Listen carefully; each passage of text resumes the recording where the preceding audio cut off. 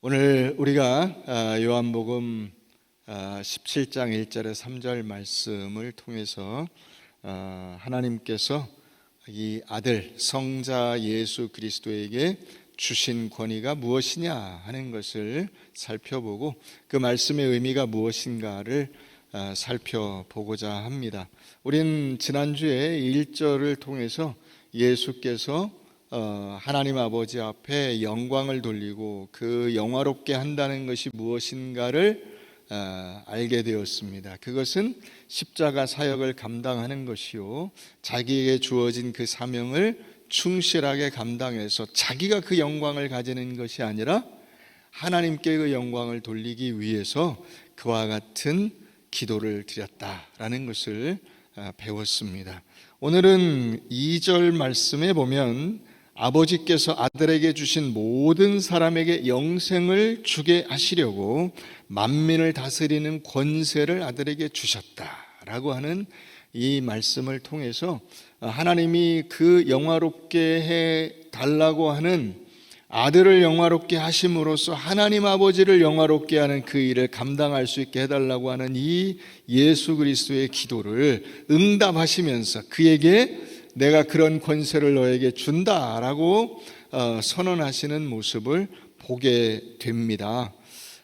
이 하나님의 영광은 예수의 권위, 예수가 가지신 그 권위를 예수가 친히 감당하심으로써, 행사하심으로써 드러나게 되고, 우리 역시 그분의 권위에 복종할 때 그와 같은 하나님의 영광에 동참하게 된다라는 것을 알게 됩니다. 자, 우리 누가복음 9장을 한번 가서 보겠습니다. 이 말이 무슨 말인가 하는 것을 우리 추적해 보십시다. 누가복음 9장 1절 말씀,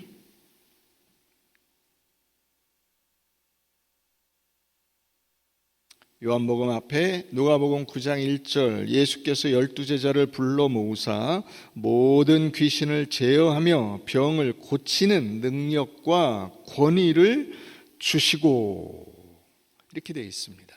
여기 이 예수님께서 귀신을 쫓아내고 그 병자들을 고치고 2절에 나오는 대로 하나님 나라를 확고하게 세우는 그 일을 하는데 권위를 행사하시고 그 권위를 제자들에게 위임하시는 것을 보게 되는데, 여기 능력이라고 하는 이 단어와 권위라고 하는 단어가 나와요.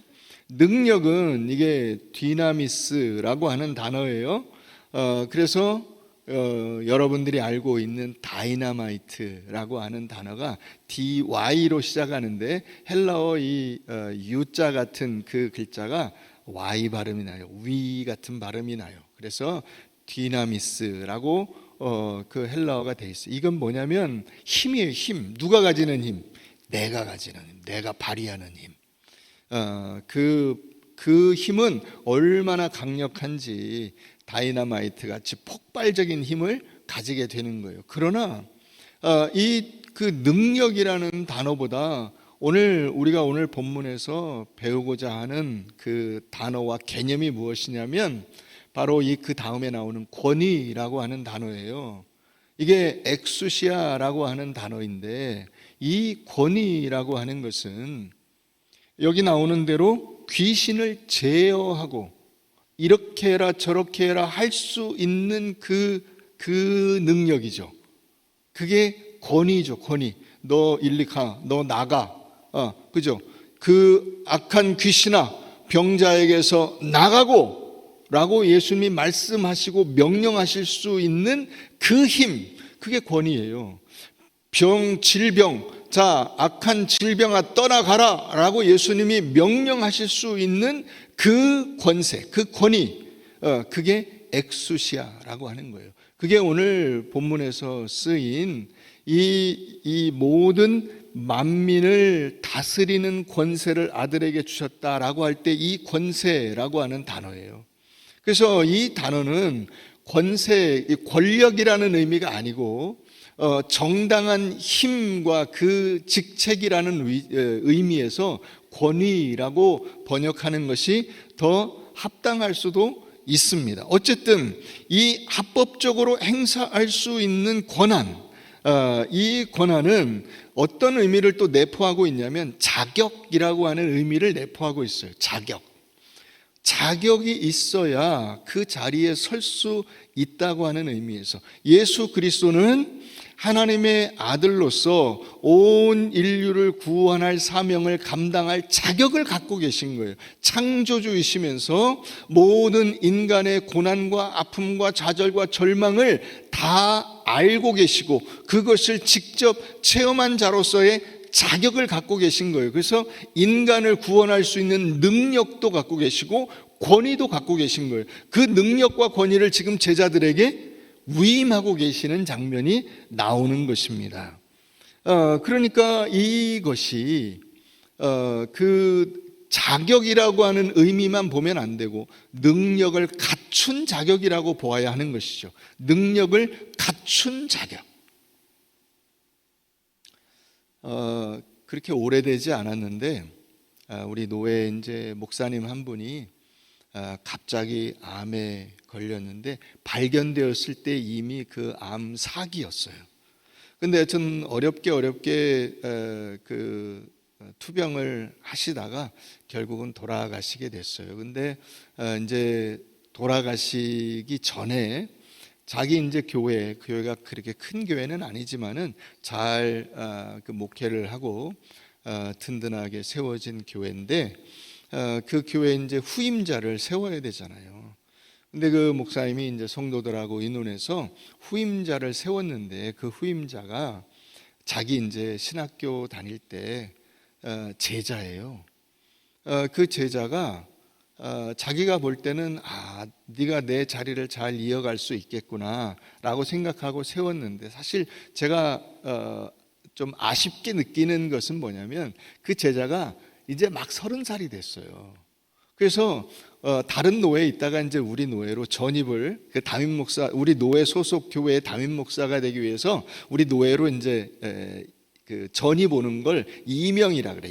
이름을 옮겨온다 그래서 이명이라 그러는데 이명 절차를 밟는 날 그게 화요일인데 전날 월요일 날 목사 안수를 받았어요. 전날 목사 안수를 받고 이제 그날 우리 교회로 와서 우리 노회로 와서 우리 노회 일원이 되고 한 달 정도 있다가 이제 그 교회에서 위임식을 하게 되고 또 한 달 정도 있다가 그 목사님이 돌아가셨어요. 그 이제 돌아가실 때쯤 된 목사님이 어련히 기도하고 알아서 정했겠거니라고 생각을 하고 또 어떻게 보면 그 목사님의 유언과 같은 거잖아요. 그래서 다 이제 노회 그 목사님들이 존중하고 그 뜻대로 다 들어드렸어요. 그 목사님을 위임 목사가 될 수 있게 해주고 그렇게 했지만은 저는 좀 아쉬웠어요. 그게 왜냐하면 30살에 그 이제 막 엊그저께 목사 안수를 받은 그 목사가 권위를 행사하기가 쉽지 않잖아요. 그 권위가 없는 상태로 담임 목회를 하게 되는 거죠. 그게 성도가 단 한 명이라도 성도가 10명이라도 마찬가지예요. 예. 그 목사의 권위라고 하는 것이 그런 점에서 오늘 제자들에게 능력과 권위를 주셨다라고 하는 것은 굉장히 의미 있는 말씀인데 하나님께서 예수 그리스도에게 만민을 구원할 능력과 권위를 주신 것이고 그 능력과 권위를 지금 예수님이 다시 제자들에게 위임해 주시는 거예요. 그래서 그 능력과 권위를 가지고 제자들이 지금은 아니지만은 지금 여기는 잠깐 맛만 본 거예요. 나중에 이제 예수님 승천하시고 난 다음에 오순절 성령이 임하여 그들이 하나님의 제자답게 이제 그 역할을 할 수 있도록 성령께서 함께 하시는 그 일이 있고 난 다음에 그 능력과 권위를 행사할 수 있게 되는 것을 우리가 보게 되는 것이죠. 그래서 예수의 이 구원 사역은 하나님 나라의 통치의 시작이요 그 권위는 영생을 주는 권세로 우리에게 전달되고 있다라는 것을 우리가 알 수 있습니다. 우리 마태복음 28장 말씀을 한번 보십시다. 그것이 어떻게 선포되고 있는지를 한번 볼 필요가 있어요. 마태복음 28장 18절 한번 봅니다. 마태복음 28장 18절 다 같이 시작. 예수께서 나와 말씀하여 이르시되 하늘과 땅의 모든 권세를 내게 주셨으니 그러므로 너희는 가서 모든 민족을 제자로 삼아 아버지와 아들과 성령의 이름으로 세례를 베풀고 내가 너희에게 분부한 모든 것을 가르쳐 지키게 하라. 볼지어다 내가 세상 끝날까지 너희와 항상 함께 있으리라 하시니라.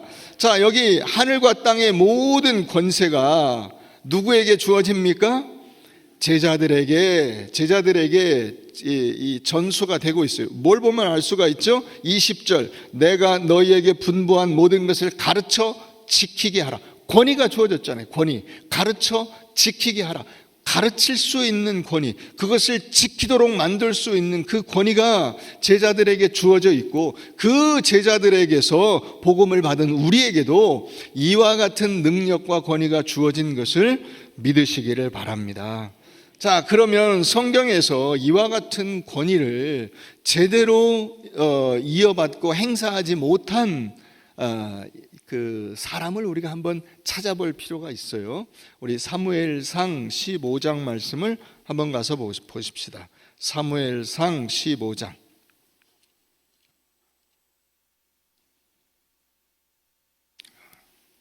사무엘상 15장.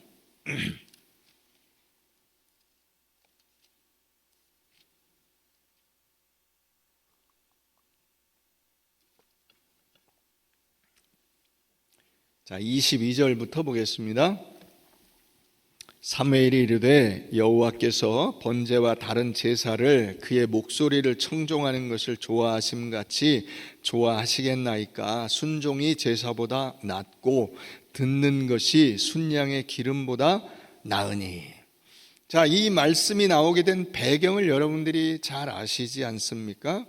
자, 이스라엘의 초대왕 사울 왕이 이제 왕으로서의 역할을 감당해야 되는데 하나님께서 아말렉을 진멸하라는 명령을 이 사울 왕에게 주셨어요. 아말렉을 진멸하라는 것은 예외가 없이 모든 사람, 짐승 전부 진멸하라는 명령이었어요. 근데 사울 왕은 어떻게 했냐면 그것을 자기 마음대로 바꿨어요.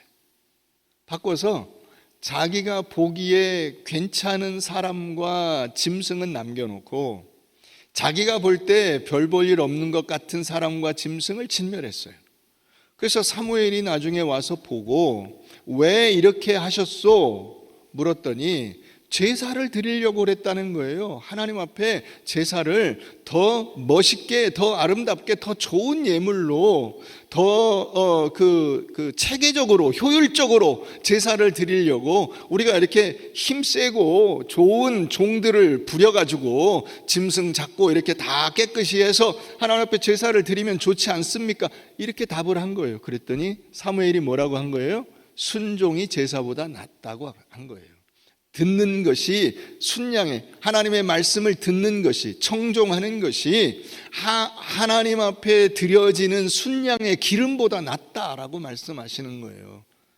하나님의 권위에 복종치 않는 대표적인 사례 중에 하나예요. 성경에 물론 많이 나와 있어요. 삼손의 예 같은 것이 또한 대표적인 예예요. 그런데 사울 왕이 어떻게 했냐? 안 들었어요. 자기가 선택해서 듣는 거예요. 선택해서. 이건 내가 들어도 좋겠네. 이거는 내가 안 들어도 괜찮겠네를 자기 마음대로 결정을 한다고. 그러면 누가 하나님이에요? 자기가 하나님이 되죠. 하나님의 명령을 자기 마음대로 바꾸면 자기가 하나님이 되잖아. 그건 아니라는 거예요. 그래서 나중에 사울 왕이 어떻게 되냐? 28장에 가서 보면 사울 왕이 심지어는 자기 전쟁에 승리하고 자기 마음대로 모든 것을 풀어가기 위해서 죽은 사무엘의 영혼까지 불러들인다고. 이건 뭐 무당 중에서도 상무당 아니에요? 그런 짓 하지 말라고 율법에 분명히 기록되어 있는데. 그러니까 하나님의 이 왕권에 복종치 않고 내 마음대로 인생을 살고 내 생각대로 사는 그 하나님의 권위를 거부하는 삶이 어떻게 하나님의 영광을 가리는 것인가를 하나님은 사울 왕을 통해서 우리에게 반면교사로 보여주시는 거예요. 사울 왕이 결국 비참한 죽음을 죽게 되는 것은 그가 전쟁을 잘못 수행해서 그가 어떤 전쟁 계획을 잘못 수립하고 나라를 잘못 운영해서가 아니라 결국은 하나님의 권위에 복종하는 일을 소홀히 하고 그것을 정면으로 거부하고 무시했기 때문에 일어난 비극인 것입니다. 자, 그러면 반대로 똑같은 사울이라고 하는 이름을 가졌지만은 하나님의 권위에 복종한 다른 사람을 우리가 볼 수가 있습니다. 그것은 바로 사도 바울이죠. 사도 바울의 원래 이름은 사울이라고 하는 이름이에요. 이게 사울이 크다는 뜻인데 바울은 작다는 뜻이에요. 큰 자에서 작은 자로 나는 아무것도 아닌 자로 그렇게 자신의 위치를 선언하고 있는 사도가 사도 바울입니다. 그는 원래 복음을 제대로 이해하지 못한 자였어요. 그래서 예수 믿는 사람들을 잡아 죽였어요. 그래서 그 대표적인 희생자가 성경에 나옵니다. 사도행전 7장에 누가 나옵니까? 스데반이 나옵니다. 스데반을 돌로 쳐 죽이는 데 있어서 그 주도적인 역할을 한 사람이 사울입니다. 자, 이 사울이 다른 사람들도 그렇게 처단하기 위해서 다메섹으로 가는 도중에 한낮에 예수를 만나게 됩니다. 그래서 예수가 얼마나 강렬한 빛같이 그 사울에게 다가왔는지 사울이 그 예수를 만나자마자 눈이 멀어버렸어요. 너무 빛이 세기 때문에 그 시력을 잃게 된 거예요. 그래서 사람들에게 이제 끌려가게 됩니다. 사울이 예수님을 만났을 때 주여 누구십니까? 나는 내가 박해하는 예수다. 나는 내가 박해하는 예수다. 예수님이 말씀하시죠. 여러분, 사울이 예수님을 직접 박해한 것은 아니죠. 누구를 박해한 거예요? 예수 믿는 사람들을 박해한 것이죠. 근데 예수님께서 나는 내가 박해하는 예수라고 말씀하시는 거예요. 그러니까 여러분 한 사람 한 사람이 굉장히 중요한 사람들이에요. 믿으십니까? 내가 당하는 어려움과 고난을 하나님이 알고 계신다, 예수님이 알고 계신다라고 하는 것을 그 말을 통해서 우리가 엿볼 수 있는 것입니다. 예수 믿는 사람들의 그 고난에 대해서 예수님이 알고 그것을 인정하시면서 나는 내가 박해하는 예수라라고 말씀하신 것이죠. 자, 그 순간 이 사울이라고 하는 청년에게는 일생일대의 전환이 일어나게 됩니다. 이거를 어떤 사람은 코페르니쿠스적 전환이라고 말하기도 해요. 천동설에서 지동설로 완전히 방향이 바뀌게 되는 것입니다. 자기는 자기가 하나님을 위해서 훌륭한 일을 하고 있다고 생각을 했는데 하나님의 아들 예수 그리스도께서 나타나셔서 뭐라고 하시는 거예요? 네가 왜 나를 박해? 네가 왜 나하고 반대되는 짓을 해? 네가 왜 내 말을 안 들어? 라고 말씀하신 거예요. 그래서 그 말을 듣고 그의 인생의 목표와 방향과 그 삶의 원리가 완전히 바뀌게 돼요. 그래서 지금까지 이제 복음을 박해하는 자에서 복음을 증거하는 증인으로 살게 되는 것입니다. 그게 사도 바울이 되는 그 시점이요. 그와 같은 삶으로 사도 바울은 하나님 앞에 영광을 돌리게 된 것입니다. 예수의 권위에 순종하고 예수께 부여받은 권위를 제대로 행사함으로써 사람을 구하고 하나님께 영광을 돌리는 일을 잘 감당한 사람, 그게 누구다?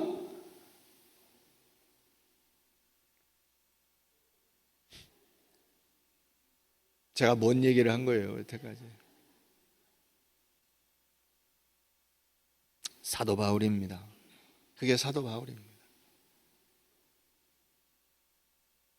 여러분, 이 예수의 권위가 우리에게 그 복종해야 될 권위로 주어진 것이면서 하나님의 권위가 우리에게 복종해야 될, 내가 복종해야 될 궁극적인 원리로 주어진 것이면서 동시에 우리가 그것을 내 삶 속에 적용해서 내가 그와 같이 권위에 복종하는 인생을 살아야 돼요. 믿으십니까? 자, 우리 에베소서 5장을 가보십시다. 에베소서 5장 가기 전에 우리 빌립보서 3장부터 먼저 보고 갑시다. 보고 빌립보서 3장 4절 말씀, 3절 말씀부터 보실까요?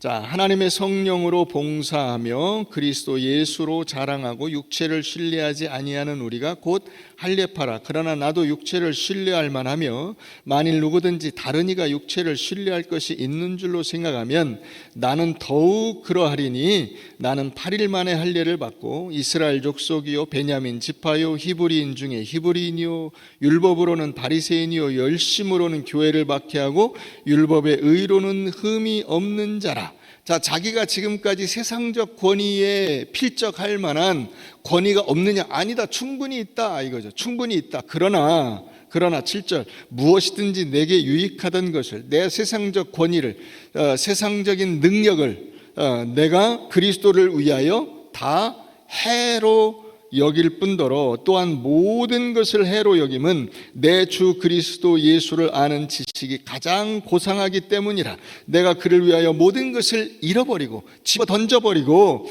배설물로 여긴다. 여기 배설물이라고 하는 단어는 뭐예요? 똥이죠. 세상적 권위는 예수 앞에서는 다 똥과 같은 것이다. 여러분, 오늘 아침에 화장실 갔다 오셨어요? 짊어지고 다니면 다닐수록 나한테 유익이 됩니까? 아니요. 손해입니다.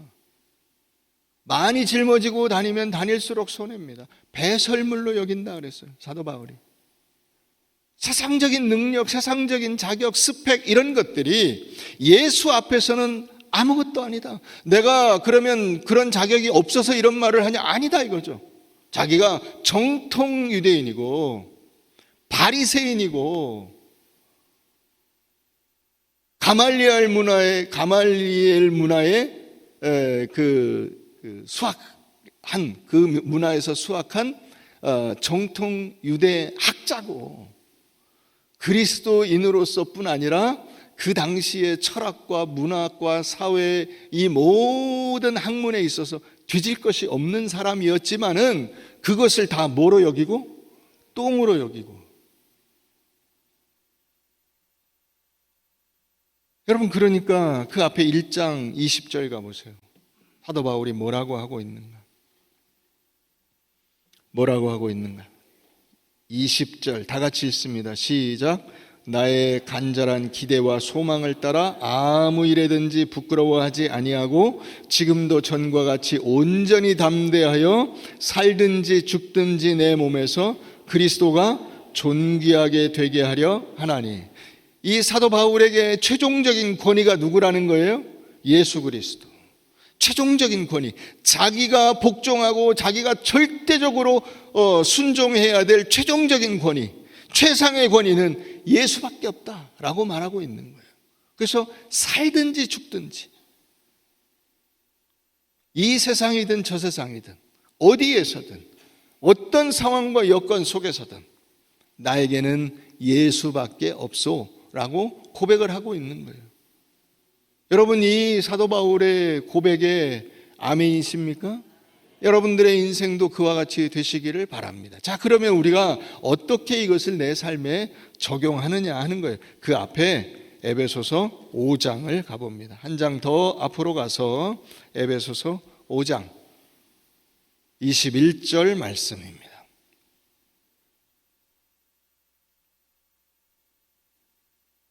(5장 21절) 여러분, 이 성경의 장과 절은 원래 그 성경이 쓰여질 때에는 나눠져 있지 않았어요.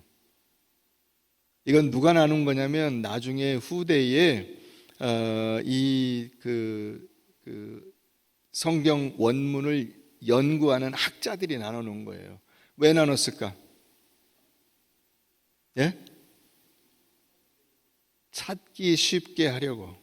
이게 다 다닥다닥 붙어 있으면 어느 말씀이 어디에 있는지 찾기가 굉장히 어렵고, 우리가 어디를 봅시다 그럴 때 딱 지적하기가 좋잖아요. 자, 5장 21절을 봅시다 그러면 딱 그 자리로 갈 수가 있는데, 안 그러면 자, 에베소서 가보세요. 자, 둘째 페이지, 셋째 페이지, 자, 몇째 줄 이렇게 해야 되잖아. 그러니까 이 장절을 나눠 놓은 거예요. 그런데 요즘에는 이 출판사에서 편집을 하면서 아예 제목도 붙였어요. 물론 이 제목은 자기들이 출판사에서 붙인 건 아니에요. 이제 학자들의 그 대략적인 그 공통 분모를 찾아서 제목을 붙여 놓은 거예요. 그래서 22절부터 뭐라고 제목이 붙어 있어요? 아내와 남편 이렇게 붙어 있어요. 근데 이것을 여러분들이 절대시하면 안 됩니다. 5장 21절부터 6장 9절까지는 5장 21절의 내용을 설명하기 위한 내용이에요. 자, 5장 21절 다 같이 읽어봅니다. 시작. 권위가 누구에게 있다고 인정하는 거예요? 서로에게 권위가 있다고 인정을 해주는 거예요. 그리스도를 경외하는 사람이라면 서로를 배려하고 존중해주는 그 자리에 서야 한다는 거예요. 자, 그래서 아내들아가 먼저 나오죠. 아내들아. 왜냐하면 질서가 그렇게 세워지는 거예요. 자, 1, 2, 3, 4, 5, 6, 7 식구들이 있어요. 맨 위에 1번에 누구를 보통 씁니까? 아버지를 보통 쓰죠. 아버지를. 엄마를 먼저 안 쓰고 아버지를 먼저 쓴다고. 그게 질서예요. 질서. 그 질서가 남편에게 있기 때문에 아내들아 라고 먼저 부르는 거죠. 아내들아, 내 남편에게 복종해라. 아내도 남편도 둘 다 하나님의 형상으로 지음받은 동등한 인격체예요. 우열이 없어요. 우열이 없어. 역할의 구분만 있는 거야. 그런데 굳이 순서를 둔다면 남편에게 먼저 순서를 두는 게 하나님께서 정하신 원리인 거예요. 그래서 남편에게 복종하라 라고 말씀하고 있는 거예요. 이는 남편이 아내의 머리됨이 그리스도께서 교회의 머리됨과 같음이니 그가 바로 몸의 구주시니라. 그러므로 교회가 그리스도에게 하듯 아내들도 범사에 자기 남편에게 복종할지니라. 여러분, 교회가 예수 그리스도를 머리로 하여 그분의 말씀에 복종하여 우리의 모든 사역과 그 예배를 드리는 거잖아요. 그런데 그 똑같은 그 의미가 가정에서 남편에게 있고 아내에게 있다는 거야. 그 원리를 잘 이해하라는 거예요. 이게 우열이 아니고 억압이 아니에요. 복종하는 것이 실패했다는 뜻이 아니고 관계가 억압적이라는 뜻이 아닙니다. 여러분들이 가정생활을 해보시면 알잖아요. 좋은 남편과 좋은 아내의 모습이 무엇인가 했을 때 우리가 흔히 말하는 이 가부장이라고 하는 그 단어 자체가 잘못된 거예요. 그건 나중에 후대에 페미니즘이나 이런 사상을 가진 사람들이 붙인 거야. 원래 성경에서는 남편과 아내의 역할이 그렇게 정해져 있지 않아요. 그런 식으로 억압적인 구조로 되어 있지 않다고. 그러니까 여러분, 여기 몸을 비유로 했잖아. 몸. 자, 머리가 있고 몸이 있어요.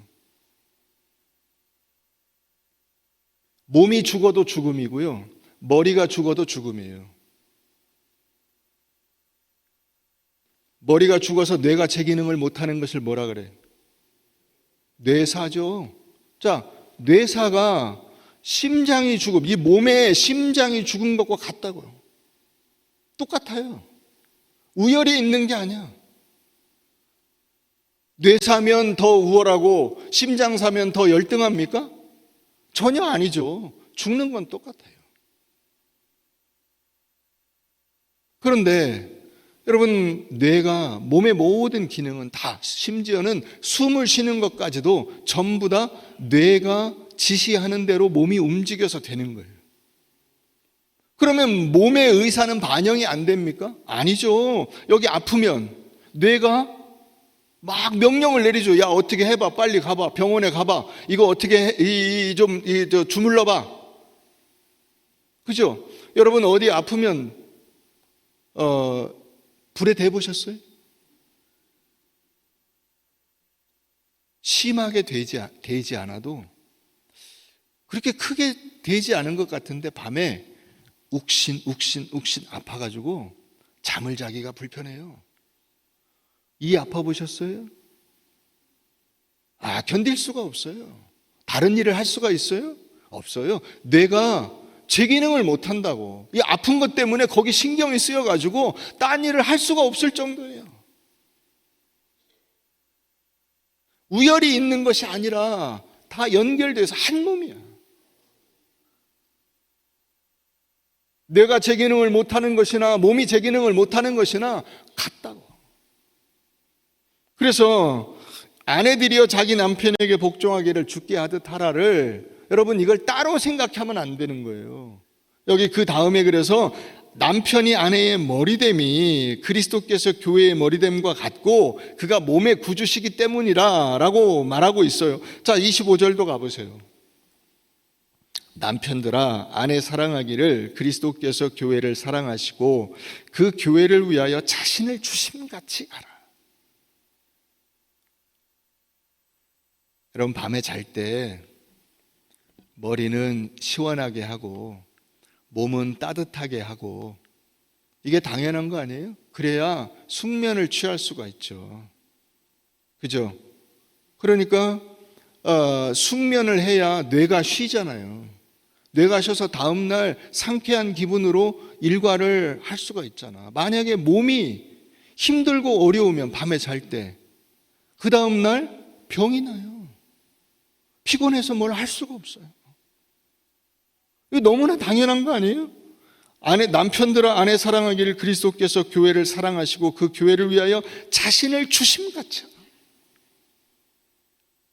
이는 곧 물로 씻어 말씀으로 깨끗하게 하사 거룩하게 하시고 자기 앞에 영광스러운 교회로 세우사 티나 주름 잡힌 것이나 이런 것들이 없이 거룩하고 흠이 없게 하려 하심이라. 여러분 옷감을 빨아보셨죠? 옛날에는 이렇게 여러분 이불 호청 빨아가지고 다시 이불 다 그러신 세대잖아요. 그죠? 지금은 지금 젊은 사람들은 그걸 이해를 못하지만은 여러분 이 옛날에 이 광목 호청으로 된 이불 다 뜯어가지고 막 한 번씩 전부 그거 빨아가지고 다듬이로 두드려서 막 풀질해가지고, 저만 그랬나요? 반응이 없어 이렇게. 우리 집만 그래. 제가 한 건 아니지만 우리 어머니가 하는 걸 저도 옆에서 봤죠. 그러면 그때를 생각을 해보세요. 물로 씻어 말씀으로 깨끗하게 하사 거룩하게 하시고 거기에 티나 주름 잡힌 것이나 이런 것들이 없이 다듬이로 막 해가지고 이 판판하게 이게 단단하게 만들어가지고 옷감을 착 해서 여러분 그날 저녁에 이불 딱 덮으면 어떻습니까? 상쾌하죠. 그 기분을 잊지 못해서 아직도 그 이불을 갖고 계신 분도 계세요. 그죠? 한 번도 안 덮는데 얼마나 좋은지 그게 깨끗해. 그 상태예요. 이렇게 되어야 남편과 아내가 이렇게 서로를 존중하고 서로를 아끼고 대우하고 하는 이것이 권위에 복종하고 그 권위가 있다고 해서 아랫사람을 짓밟고 억누르는 것이 아니라 잘 보듬고 마치 자기 몸을 아끼듯이 그렇게 사랑스럽게 보호해서 한 가정을 이루는 것이 그런 모습이라고요. 그런 모습. 이것을 오해하니까 어떻게 됩니까? 야, 왜 너만 명령을 해? 나는 못해? 나는 왜 맨날 네 명령을 들어야 돼? 너도 한번 해봐. 이렇게 되는 거예요. 내가 왜 그걸 해야 돼?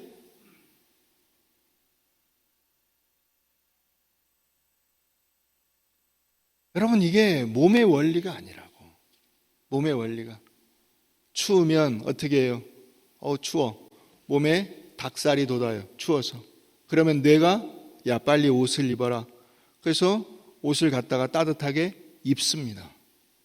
그래서 몸이 따뜻하게 보존이 되죠. 그래야 뇌도 편하고 몸도 편하고. 이걸 야, 내가 왜 옷을 입어야 돼? 네가 가서 옷을 입어. 그러면 여러분 뇌가 어떻게 옷을 입게 할 수가 있나요? 몸이 움직여야죠, 같이.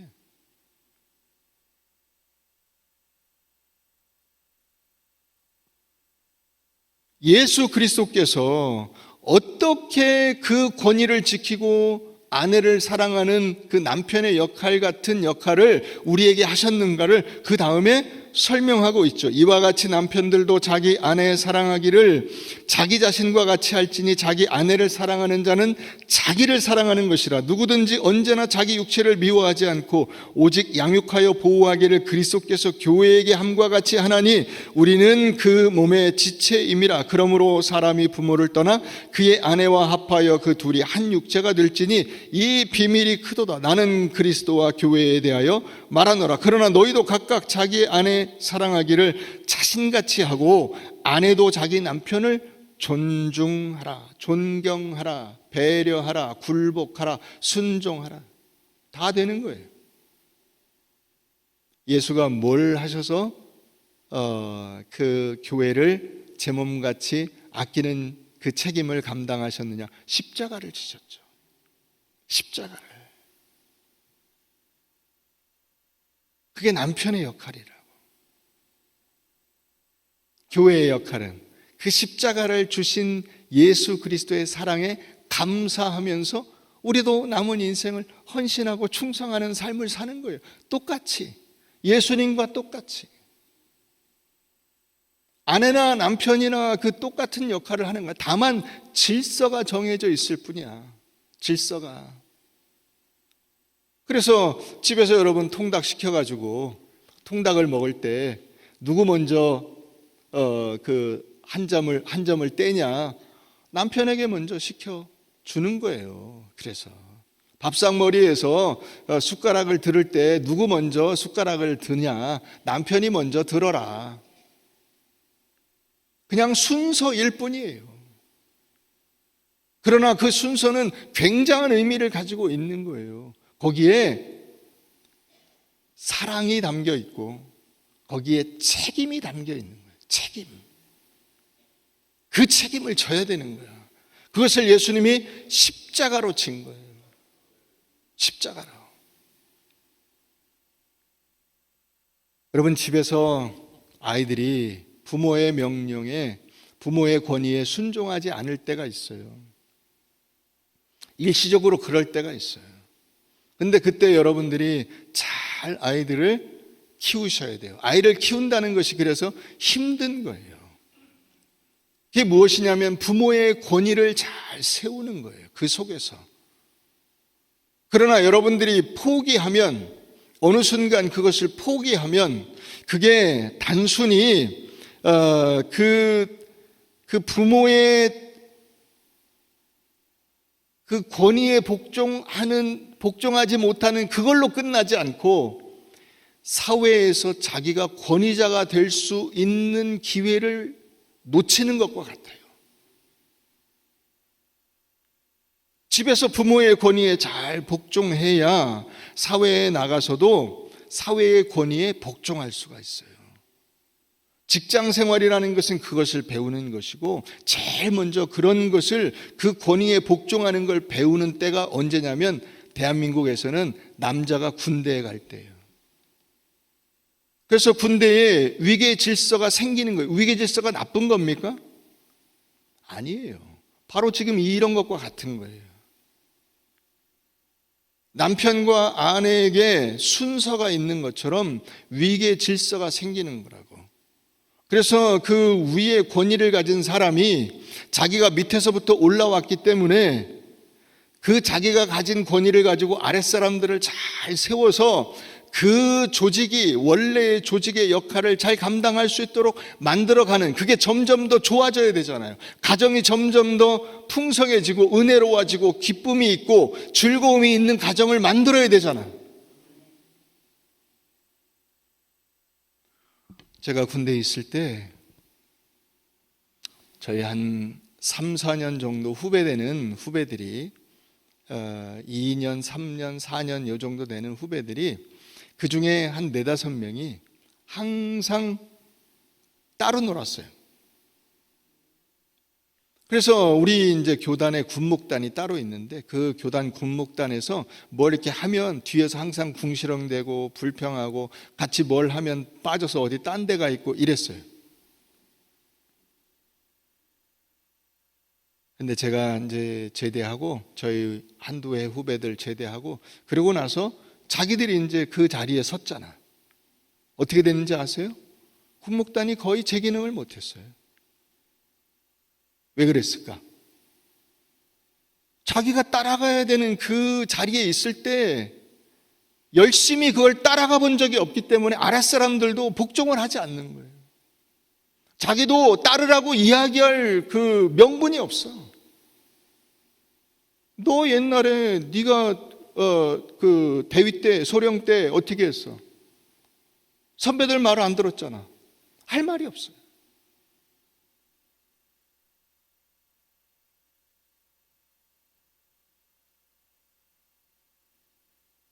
가정에서는 부모가 참고 이해하지만은 사회는 냉정합니다. 안 봐주죠. 바로 나가야 될 수밖에 없는 상황이 되거나 혹은 자기 스스로 나가게 됩니다. 여러분 오늘 여기 이제 청년들도 있고 젊은 사람들이 있는데 직장에서 잘 견디는 훈련을 하셔야 돼요.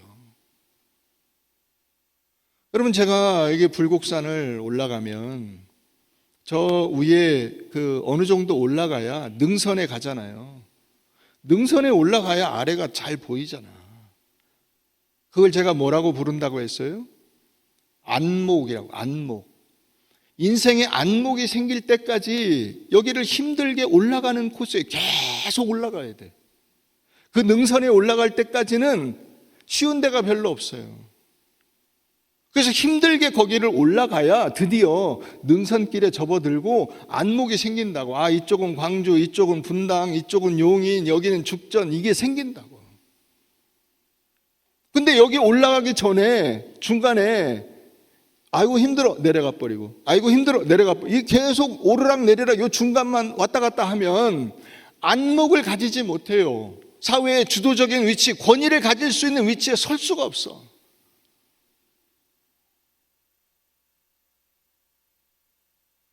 신앙도 마찬가지예요. 열심히 예수 믿고 열심히 그 교회 일에 참여하고 훈련해서 여러분들이 그런 신앙의 안목을 가지는 그 자리까지 가야 돼요. 이 교회 저 교회 방랑해서는 여러분들의 신앙이 클 수가 없다고. 그게 참으로 안타깝다고 이 연사.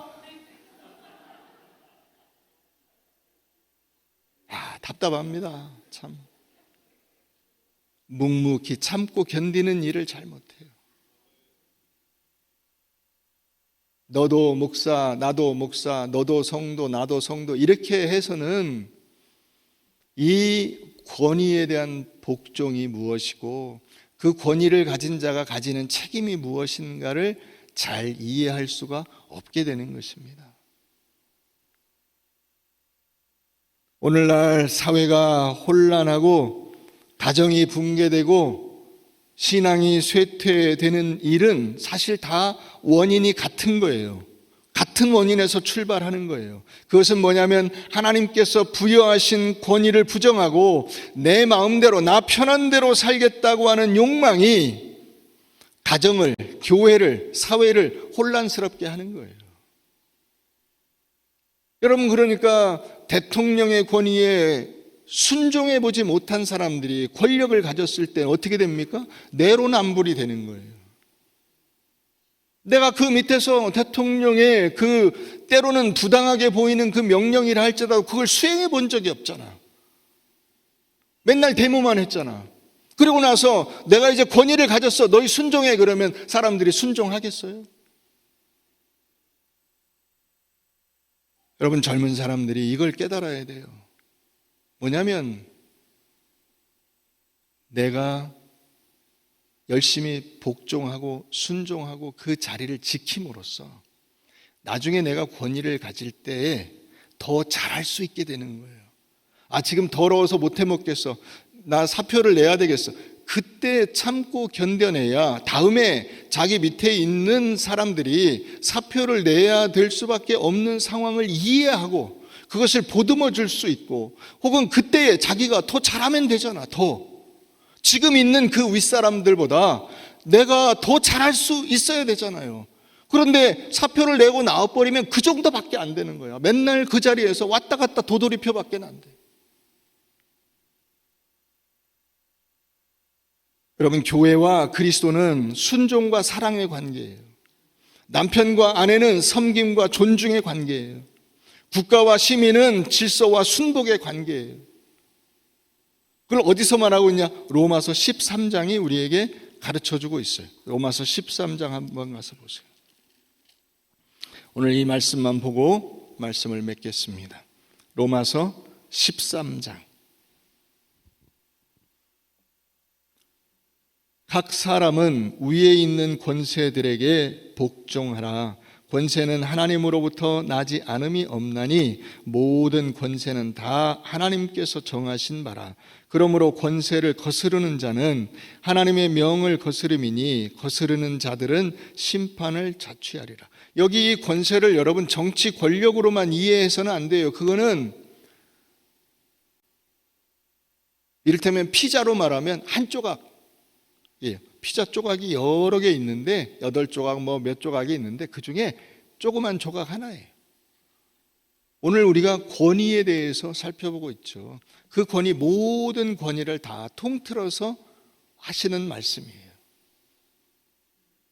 그러니까 위에 있는 권세라고 하는 것은 직접적으로는 정치 권력을 일컫는 것처럼 보이지만은 자식일 때 위에는 누구예요? 엄마 아빠고, 교회에서 위에는 누구예요? 목사님이고 또 장로님이고. 저는 우리 교회 장로님들 진짜 존경해요.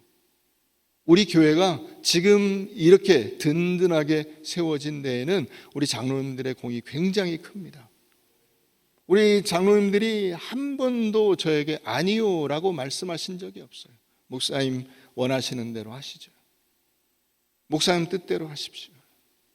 뒤에서 항시 뒷받침했어요. 그러니까 교회가 편안해요. 아무 문제가 없어요. 여러분, 가정을 그렇게 만들어 보셨어요? 사회를 그렇게 만들어야 될 책임이 우리에게 있는 거예요. 지금 그 말씀을 하고 계신 거예요. 각 사람은 위에 있는 권세들에게 복종하라. 권세는 하나님으로부터 나지 않음이 없나니 모든 권세는 다 하나님께서 정하신 것이다. 여러분들의 엄마 아버지를 여러분들이 정한 거 아니죠? 그죠? 그와 같아요. 사랑하는 성도 여러분, 예수님께서 우리를 그 권위 아래서 배우게 하셨다는 것을 잊지 마시기를 바랍니다. 그러므로 복종은 실패이거나 패배가 아닙니다. 질서에 대한 순종이요, 하나님께서 세우신 질서를 든든하게 세움으로써 나도 그 질서의 한 부분이 된다고 하는 하나님 나라의 역사에 동참하는 귀한 사역이 되는 것입니다. 하나님의 권위에 순종할 때 가정도 교회도 국가도 권위가 든든히 세워지고 제기능을 하게 될 것이라고 하는 사실을 믿으시기 바랍니다. 권위는 또한 지배가 아니고 억압이 아닙니다. 섬김과 책임을 수반하는 것이요, 섬김과 책임을 통해서 권위가 완성됩니다. 완성됩니다. 사랑하는 성도 여러분, 우리가 다 머리이신 주께 순종함으로 여러분 모두가 다 각자의 자리에서 하나님이 세우신 권위를 든든히 세우고 결국에는 우리가 하나님 나라의 왕이신 하나님을, 예수 그리스도를 우리 위에 세우고 그분 앞에 영광을 돌리며 무릎을 꿇고 그 영광을 함께 나누게 되는 복된 자리에 세워지게 될 수 있기를 주의 이름으로 축원합니다.